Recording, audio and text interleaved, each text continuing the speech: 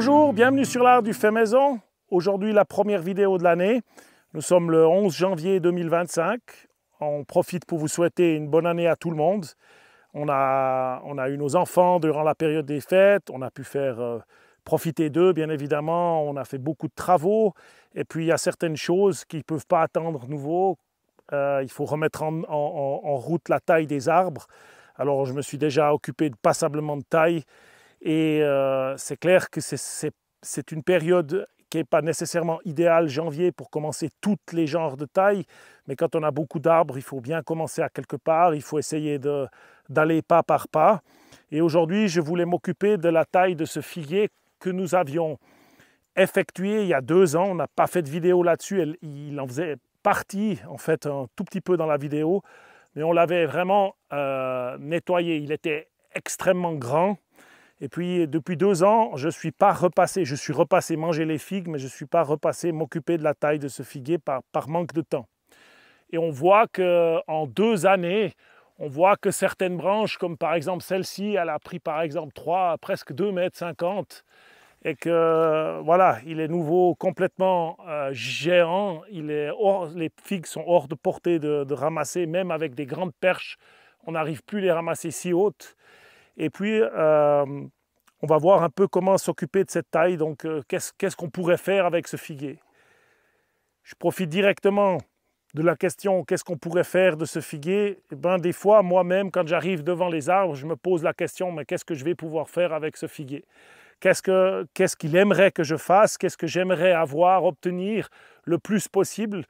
Et c'est pas toujours une question évidente vis-à-vis d'une taille d'un figuier. Parce que malheureusement, comme vous le savez, si on laisse grandir les branches, les figues, elles vont se trouver toujours à l'extrémité des branches, année après année. On dénude l'intérieur et on a toujours les figues qui sont complètement hors de portée et tout en haut sur la couche extérieure. Donc là, majoritairement, ce sont les oiseaux qui vont les manger parce que voilà, ce n'est pas adapté à une cueillette. Peut-être une question qu'on me pose souvent, c'est quand c'est que je dois tailler mon figuier? Alors, la taille du figuier, je dirais que ça va bien évidemment dépendre un petit peu des régions, des gels qu'il va y avoir. Une chose qui est importante, c'est que le jour où vous faites la taille, que ce ne soit pas un jour pluvieux où il y a du gel, où ça va être terrible la nuit, on va se faire du -10 ou du -5, etc. Ça, le figuier ne va pas apprécier la taille, il faut lui laisser son repos et puis sa tranquillité pendant ces périodes-là. Il faut éviter de faire trop tard lorsqu'il commence à repartir en sève, parce que du moment que vous faites une blessure, ça va couler. Il faudrait avoir un bon timing, mais c'est clair que pour les périodes, les endroits les plus chauds, janvier, février, mars, il faut vraiment y aller, il faut faire la taille en mars, c'est vraiment le dernier moment. Maintenant, une chose importante, c'est que aujourd'hui, demain matin, il n'y aura pas de gel, après-demain, il n'y aura pas de gel, je le sais qu'il y a quelques jours, même pas de gelée au sol, il va faire un temps assez agréable. Donc lorsque je vais couper ce figuier, il a le temps de sécher et de se préparer, se préparer à l'hiver, qui n'est encore pas terminé complètement non plus chez nous, mais il y aura quelques gelées au sol. Donc je vais tailler ça en fonction de lui laisser quelques jours avant le prochain gel.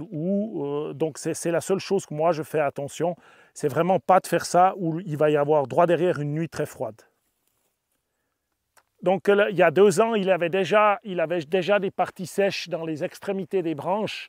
Et malgré qu'on a coupé une partie de ces branches, je vois qu'il a toujours des parties sèches. Donc la première chose que je vais faire, c'est éliminer la partie sèche des branches, comme celle-ci, comme celle qui est là-haut. On voit qu'elle est abîmée et elle est blessée là. Il y a cette partie-là qu'il faut que je fasse quelque chose.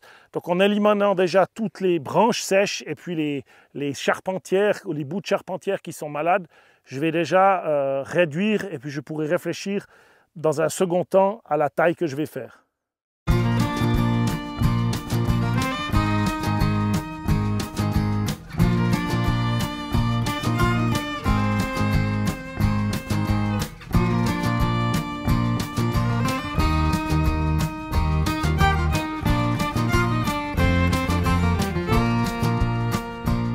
Nous sommes face à un figuier bifère.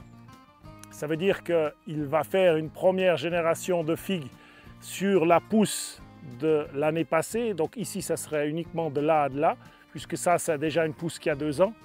Et puis ça, c'est l'année passée. Et il faut donc savoir que si je coupe la branche là, je n'aurai pas de récolte fleur sur donc la partie qui a poussé l'année passée. Il va repartir de là et me donner des figues seulement en deuxième partie de saison.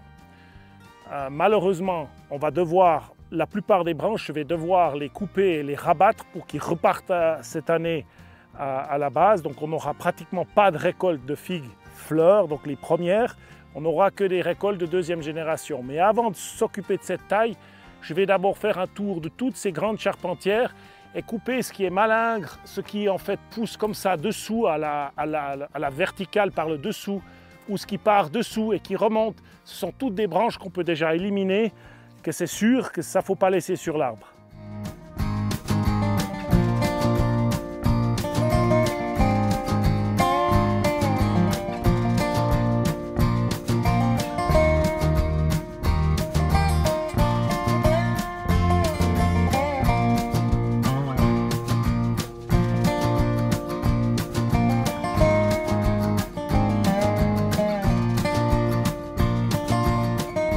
Alors aussi, dans les malingres, si j'ai une petite et une belle, je ne sais pas encore ce que je vais faire avec, par exemple, il y a 4 branches ici, une petite, celle-ci. Et là, il y a à nouveau une doublure.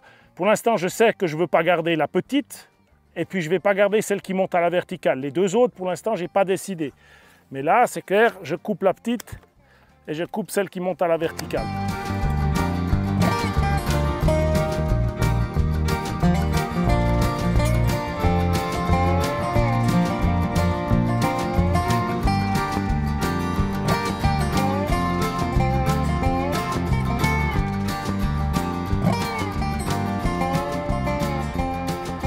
Une chose que je fais également directement lorsque je coupe toutes ces petites branches, ce que j'appellerais malingres. Alors, pourquoi je les coupe? Peut-être juste parce qu'on se pose peut-être la question, parce qu'en fait, toutes ces petites branches vont se mettre à mettre des rameaux à l'intérieur de l'arbre, et puis ça va être complètement incontrôlable, il n'y aura pas de lumière qui va éclairer comme il faut ces petits rameaux, et l'année prochaine, je vais me retrouver avec toutes les branches encore tout aussi petites, mais encore divisées, ce qui va pas simplifier la chose.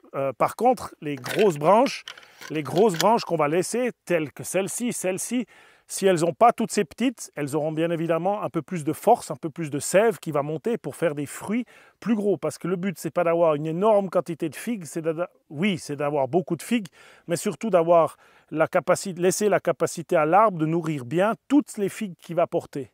Et une autre chose que je fais aussi directement, vu que je suis à l'intérieur de l'arbre, la branche qui revient droit à l'intérieur ou celle-ci qui croise à l'intérieur de l'arbre, ça évidemment j'élimine, je ne laisse pas partir des branches à l'intérieur de l'arbre.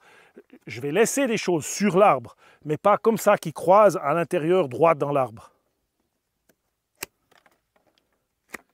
Maintenant, je me suis occupé de la plupart de ces petites branches malingres. Il en restera toujours, que je vais voir par la suite.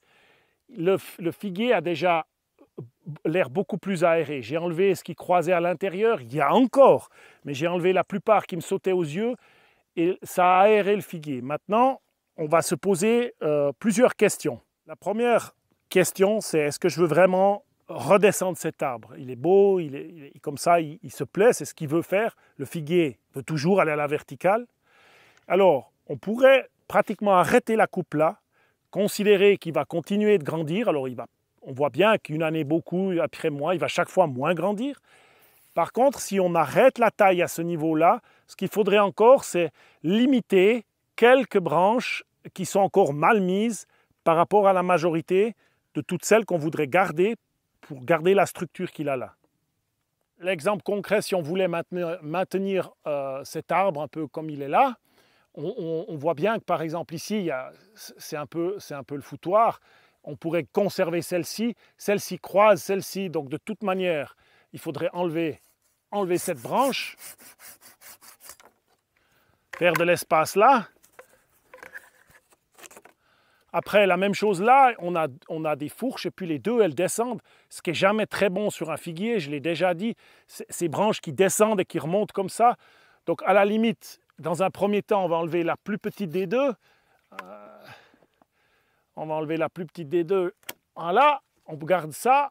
On va enlever celle qui va dessous. Et puis celle qui croise là, carrément à l'opposé. Celle-là là, qui n'a rien à faire là. Et puis notre arbre, il a gentiment une certaine forme. Il a déjà une certaine forme qu'on pourrait conserver. Voilà. Ensuite, on laisse l'arbre plus ou moins décider ce qu'il veut faire avec sa branche.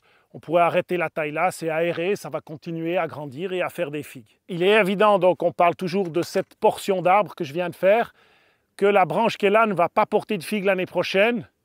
Enfin, cette année, il va seulement avoir des figues fleurs sur la partie qui est ici, et les rameaux qui vont repartir sur cette partie de branche également vont porter les figues fruits, donc les figues de seconde génération.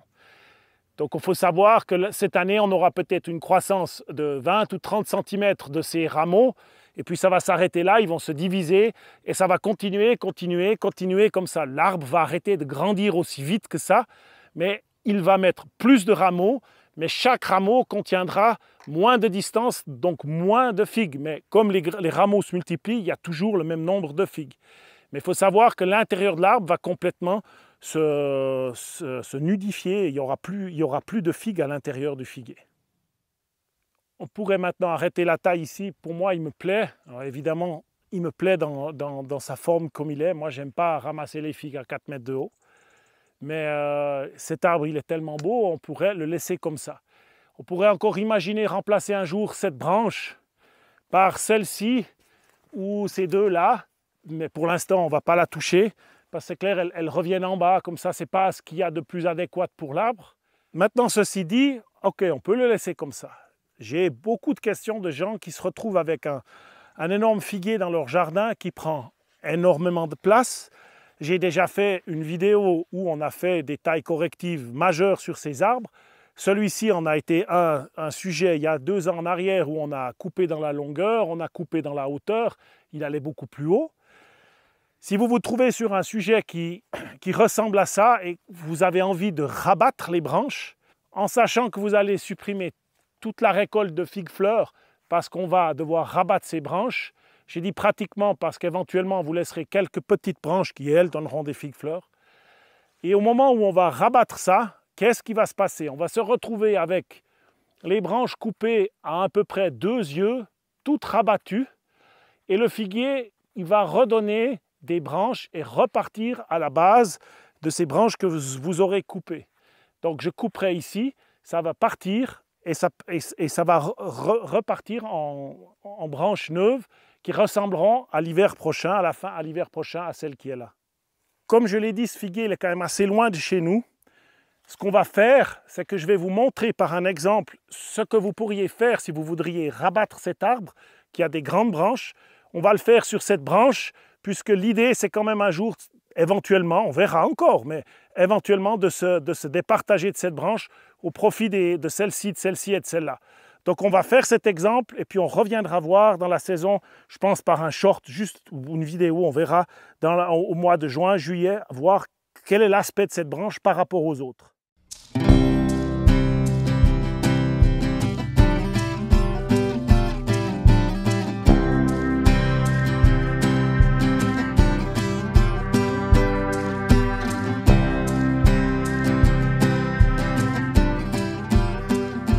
Voilà, cette branche, on va la laisser comme elle est là, on reviendra voir. Cette taille ressemble étrangement, non, elle ne ressemble pas étrangement, c'est la taille d'un figuier unifère. Par exemple, un rond de Bordeaux ou rouge de Bordeaux, je crois que c'est rond de Bordeaux qu'on appelle. Dans ce cas-là, vu qu'elle est totalement unifère, elle va donner des figues que sur la génération nouvelle de rameaux. Vous pouvez couper toutes les charpentières ainsi, vous aurez des départs. Et ces départs, avec pleine de puissance, ils vous donneront des figues et chaque année rabattre. Je vous conseille de regarder la vidéo que j'ai faite sur la taille des figuiers unifères. Maintenant, on verra la différence entre ça et ça. et on décidera, enfin, vous déciderez en voyant les résultats ce qui vous plaît le plus et ça vous permettra aussi de voir ce que vous pourriez faire avec certains figuiers que vous avez dans vos jardins qui sont un petit peu hors de portée. J'espère que cette vidéo vous aura plu. On termine sur cette magnifique fin d'après-midi. Et puis, je vous souhaite une bonne semaine et puis à tout bientôt. Au revoir.